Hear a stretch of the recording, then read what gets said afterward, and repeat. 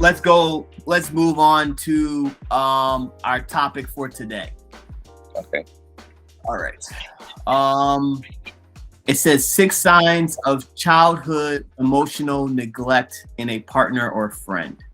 All right. So I'll read the article, then we can talk about it. Right. So basically, it says that this is from Psychology Today.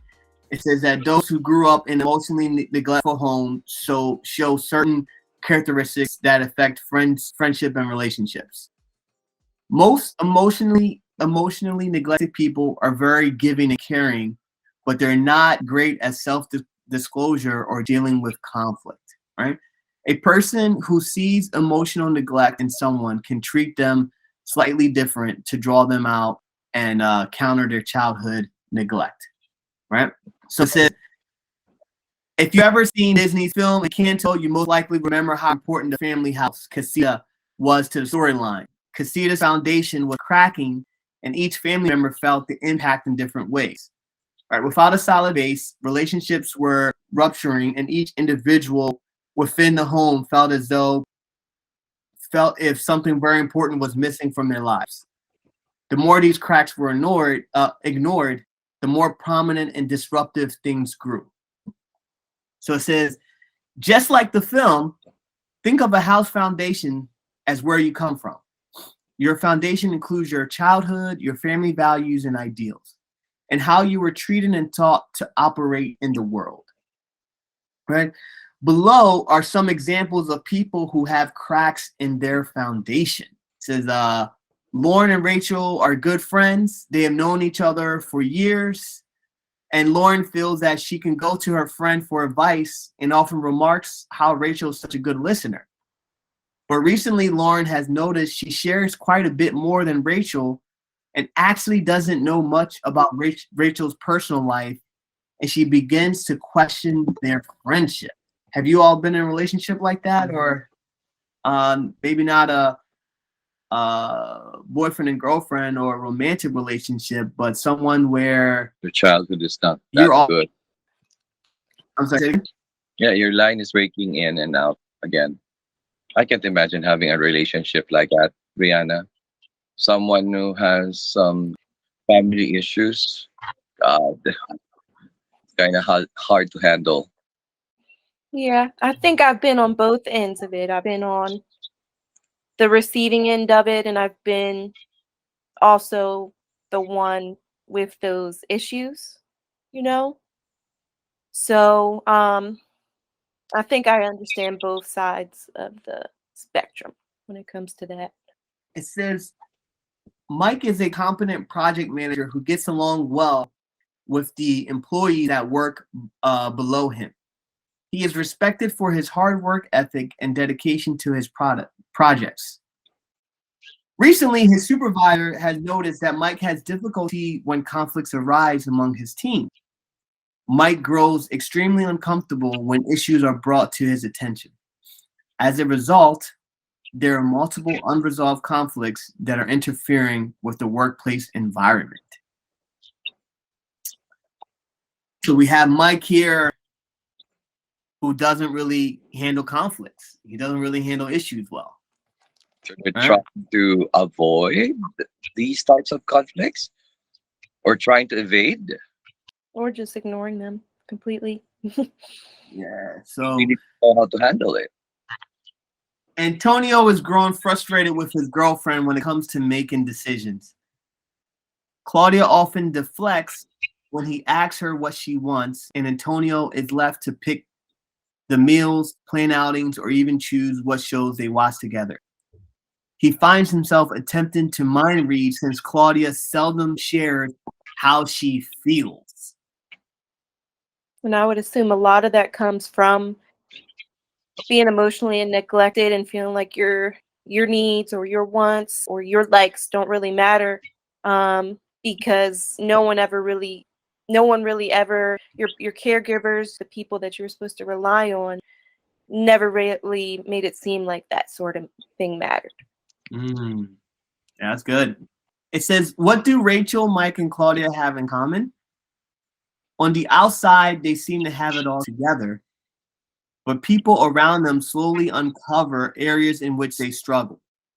These cracks in their foundation stem from childhood emotional neglect. All right, so let's go on. It says, yeah, when emotional needs go unmet in a child's upbringing, that child is denied vital ingredients to live a vibrant, wholehearted, and connected adult life, perhaps without even knowing it. They built their life atop a cracked, crooked, or unstable foundation. I think this thing is a lot more common than we think. And like the article said, people affected by this thing might not even realize that they have any sort of interpersonal issues within themselves like that. It kind of takes a lot. It's like a lifetime journey of unraveling it all and putting all the pieces together to realize, oh, maybe it's because of something in my childhood. Maybe my cup didn't get filled how it needed to, and now I'm left with a lot of these issues. I think a lot of people become left in the dark because of that, and it really takes a person with a lot of awareness, and who kind of just thinks about these things and observes these things about themselves to really kind of know that, that maybe there's some unresolved issues, unresolved like childhood trauma that they're dealing with that's coming out in their relationships, in their home life, in their work life, those sort of things. I like that. These are the six traits to look in adults with childhood emotional neglect. The topic of conversation is seldom about them. You're in a relationship, you ask questions about themselves, and they always respond with a brief answer or change the topic. And you may notice that you do most of the talking.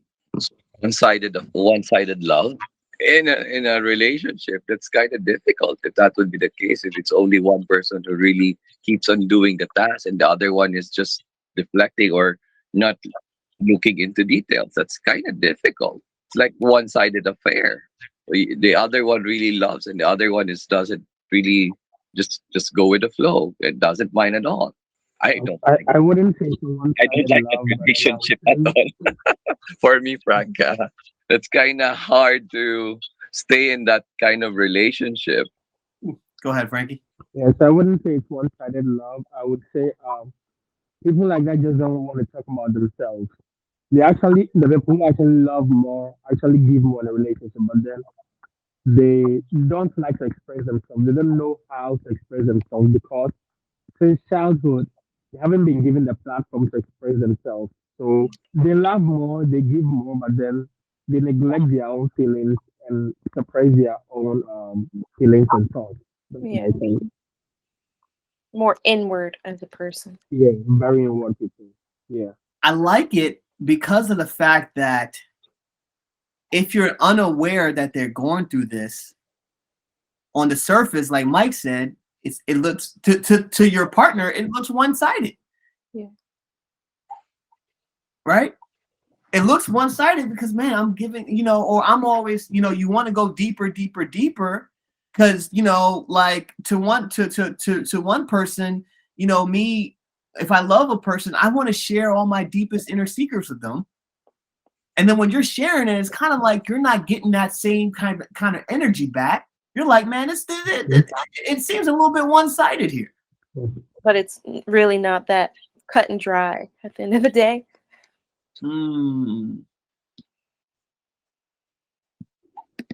Any other thoughts? I'll just say kind of like what I said earlier.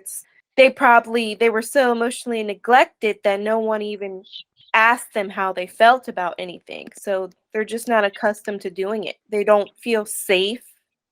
You really have to trust. The trust has to be there. And if you never really had any person in your life, especially the people who were supposed to provide take care of that foundation of trust wasn't there, and security and safety, you're not going to feel vulnerable enough around anyone to really open up and truly be yourself. You are going to go more inward. You're going to be more shy. You're going to be more introspective. You're going to be more introverted, I agree with Brianna. Because here in my country, there are a lot of kids who really struggle when it comes to emotional attachment, particularly with street children's. I'm sorry, street children. So that could be one factor to consider why it's really hard for them to attach or socialize with other people as they grow up. And trusting other people is kind of hard for them as well. Maybe because of the way how they struggle to survive on a day-to-day basis. Because I don't know if it happens in your country, but if you go to the street and you see these kids, even if you give them at least maybe a penny or two to buy food, some of them are really just getting the money, and after that they just run away. They don't talk to you, they don't even thank you. So maybe because of the emotional, um, they don't have a good foundation. That's one reason why they are not into socializing and willing to work with other people. It's for their own betterment. So that's the only thing that I can think of. I mean, it's systemic too.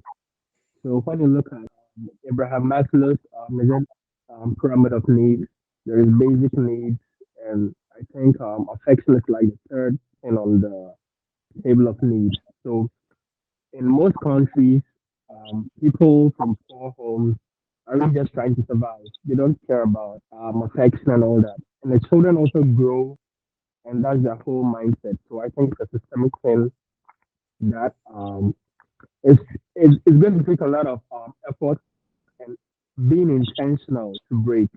That's what I think. Too. Maslow's hierarchy of needs. I like that. Yeah.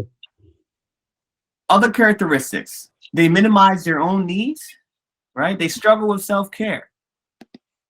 They are attentive to others, but they neglect themselves. They have trouble showing and communicating how they feel. You often wonder, what are they thinking or feeling, and finding yourself attempting to guess. Right? It seems impossible to know if they're angry or hurt. They don't share their preferences, likes, or dislikes. You may feel like you don't know this basic information about your loved one.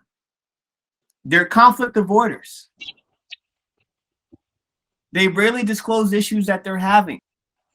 If a problem arises in your relationship with them, they have difficulty talking about them, so issues go unaddressed. And then when people around them openly express their feelings, they grow uncomfortable. They may freeze up, apologize unnecessarily, or leave altogether. Is there any recommendation on how that can be addressed based on the article? All right, let's talk about that. But the article says this. One more thing on the problem. One more thing on the issue. It says, like, when parents ignore or reject emotions, the child learns that their feelings don't matter. Yeah. So they do what they need to do to survive. Exactly. Walk off their emotions so they're not a burden to themselves or others. Exactly. Right? It says this helps them in childhood in the environment that they live in. But now you're like out of touch with the emotional world. Right? They have difficulty identifying and understanding their feelings, preferences, and what they need. Deep down, it feels as though they don't matter and they're less valid than everyone else. So now they're walling themselves off. To Mike's thing, what do you do if someone has these emotional childhood neglect? Right? It says take an interest in who they are and validate what they have to say. Ask them questions and give them a chance to think about themselves for a change.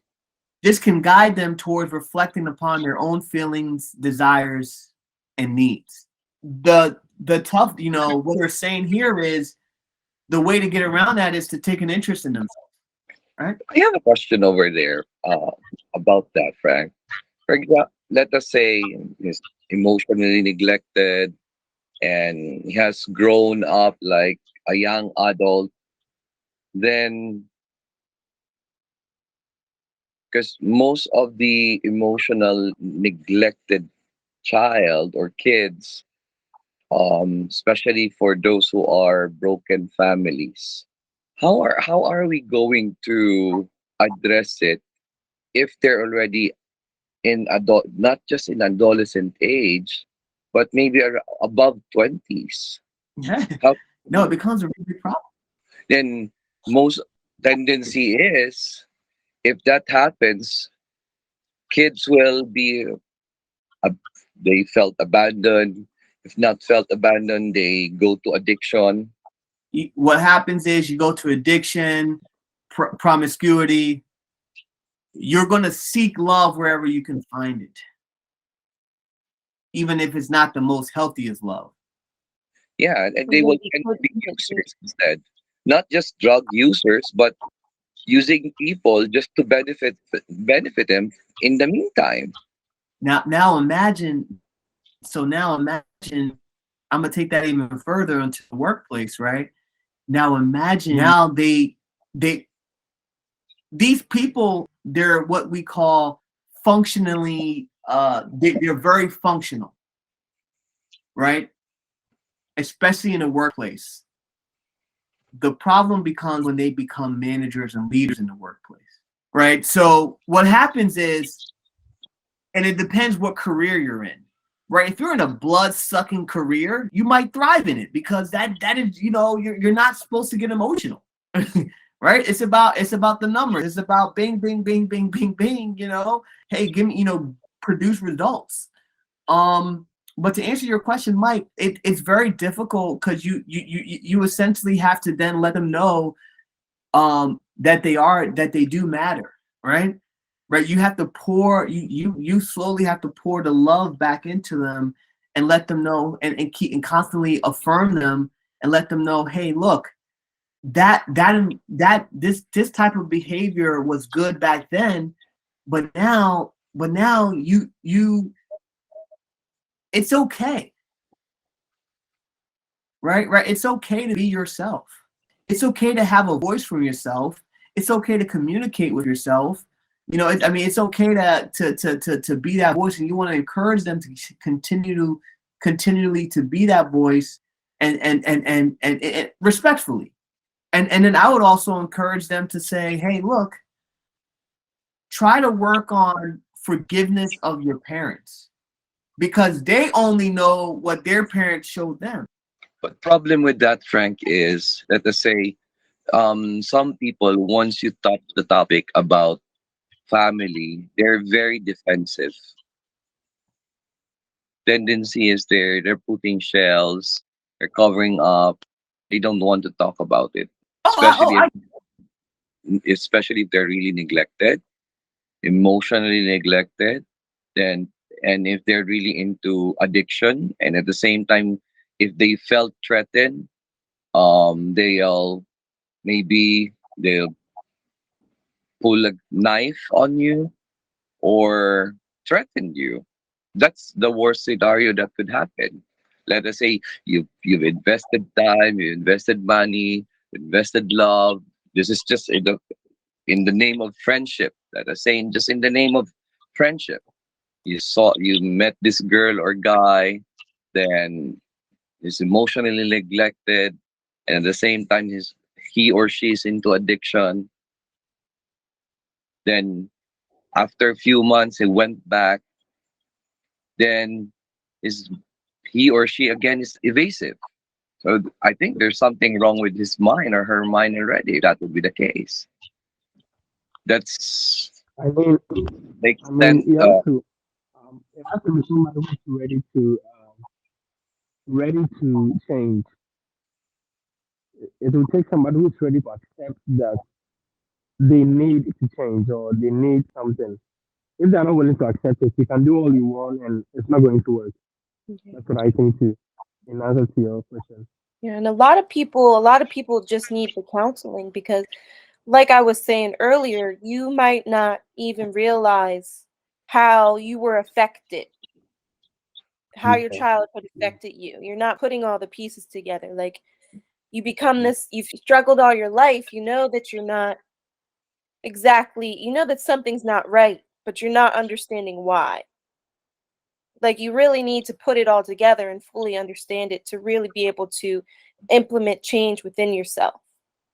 And not everybody can get to that point by themselves, and that's why they go into addiction and have trouble with substances. That's why they move on from relationship to relationship and be with whoever, trying to find that love that they feel that was held from them.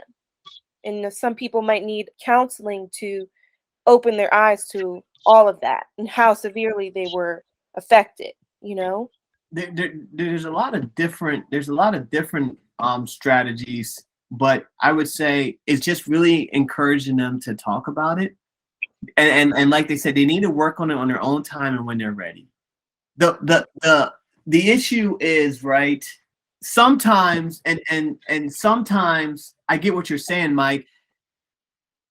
In the terms of relationship, it's very hard when you're dating somebody like this, because if you are like, you get up, you're a go-getter, you're doing all of these things, your tendency is you want to fix the situation. So Mike, what you're really saying is, okay, hey, look, how do I help them help themselves?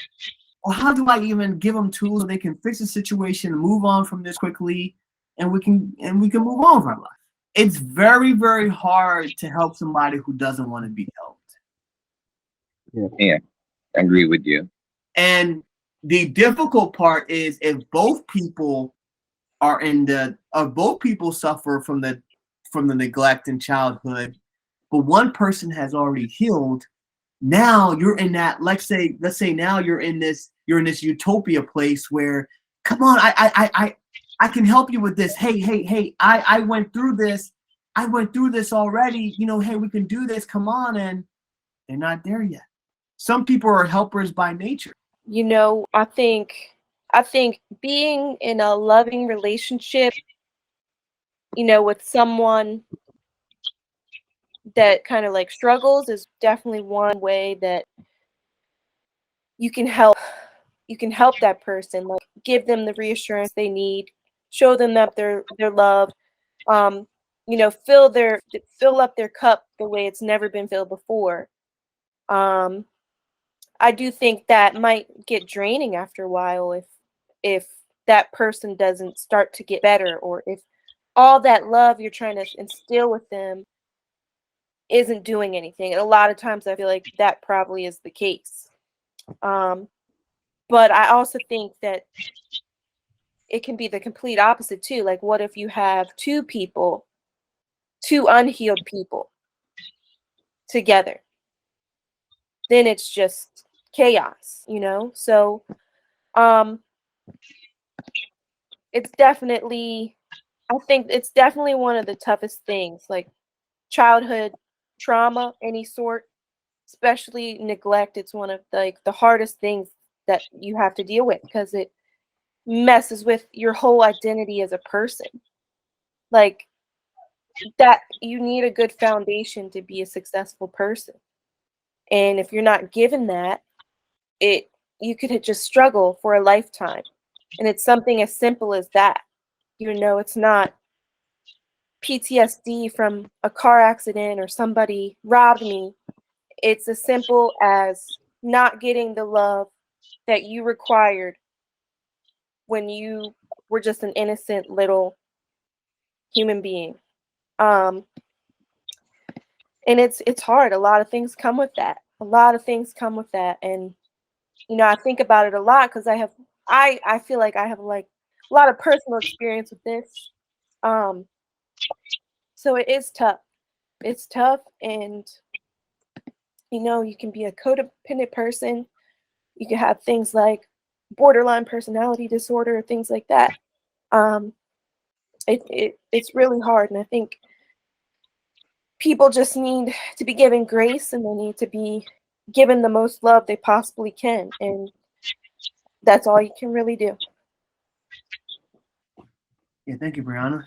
Yeah, I know this is it could be triggering for a lot of folks. But definitely, thank you for your courage and sharing that.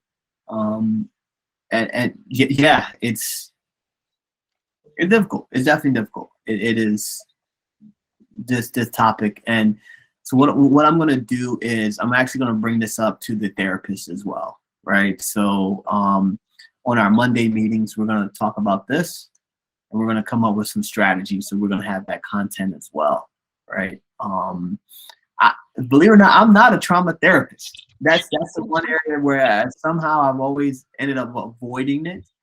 Um, but I think just dealing with those negative, for what I can say is, learning how to deal with those negative emotions, right? The what I do know is your mind. The problem is, even though physically on the outside you may look like you're 25 when you're 30, you're emotionally, sometimes when you're struggling with that, your emotional age or emotional ability to deal with it, it's still like a 7-year-old. It's still like that child that was rejected. It's still, you still have that thing. You emotionally, you're freezing up, right? And so now it's kind of just helping them go through that emotional thing of saying, okay, hey, look, this is a more healthy way of approaching the situation. Everything's going to be okay. You can talk about this. This is what a healthy relationship looks like. You deserve to be loved. You're worthy of love. You're worthy of respect. Your feelings matter. And now putting that barrier with you and that person, that whenever somebody violates that, doesn't show you that love that you're worthy of, doesn't show you that respect that you're worthy of, then you can say, you know what, I have the right to not want to be with them because this person is not respecting me. Thoughts on that? Yeah, definitely agree with you. I think people, you have to kind of like get ahead of it quickly too. Like um you got to figure out those things, like figure out your worth and that you are worthy of all the love that you want. Um Otherwise, like I said, it's just a struggle and you might just accept less than you deserve for quite a long time in your life. So you really have to get ahead of it and um, just surround yourself by good, positive people and those who you truly feel loved by, you know? Yeah. Any closing thoughts on this? For me, it's really going to take a while for that child to overcome these types of issues that he had. Maybe one thing that I can think of, because every one of us could have possibly undergo such stress in our previous lives, but it's really about mental health, how you're going to think of your future. Because for me personally, I do have some issues with my parents back then. But then again, I always look at things the other way around, the positive way. Maybe there's a problem within the family, but I always maybe it just so happened that I'm really too analytical when it comes to dealing with issues. Maybe the sports that I was into is more on and the way that I was brought up is really I talk to a lot of older people, not with younger kids during my age when I was younger. That's the only thing that I can think of. If you really have a strong personality and at the same time the way your mindset on things, even if you struggle like financially, emotionally, and whatnot, uh, as long as you're focused, I think you can overcome whatever struggle that would be. That's just for me. I don't know how other deal with their emotional stress, physical stress, financial stress, but it's really a matter of mindset and maybe time management as well. That's just for me. That's good. All right. All right. Mindset from Mike. What about you, Frankie? I mean, this is something you have to be willing to accept. You can go on in life ignoring this for as long as you want, but it's definitely going to catch up to you unless you are willing to accept that I have childhood trauma. And if I'm going to go ahead in life, I'm going to have to deal with it and find the right way to deal with it. It's very easy to ignore it and then try as hard as you can to push it back. But one thing to remember is it's definitely going to catch up to you, no matter how hard you try. Any final thoughts, Brianna? I definitely agree with Frankie. Definitely will catch up with you. And the way I kind of feel like for myself is like you're on like a downward spiral, kind of like mentally and emotionally, but you're constantly running from it. You're trying to avoid it from happening. But at one point, it's all going to just come crashing down until you finally understand it fully. And you have, once you have that awareness, you can take all the steps you need to make sure you're mentally and emotionally healthy, and you remove anybody from your life that makes you feel, triggers you in any way, make you feel those feelings of you're not worthy or not loved. And you'll be able to then surround yourself with the right people that, make you a healthier, better you. I totally agree with you, Brianna, on that. Positive friends makes positive outcome. Yep, Okay. for sure. All right, that was good. Yeah. All right. So I think that's good.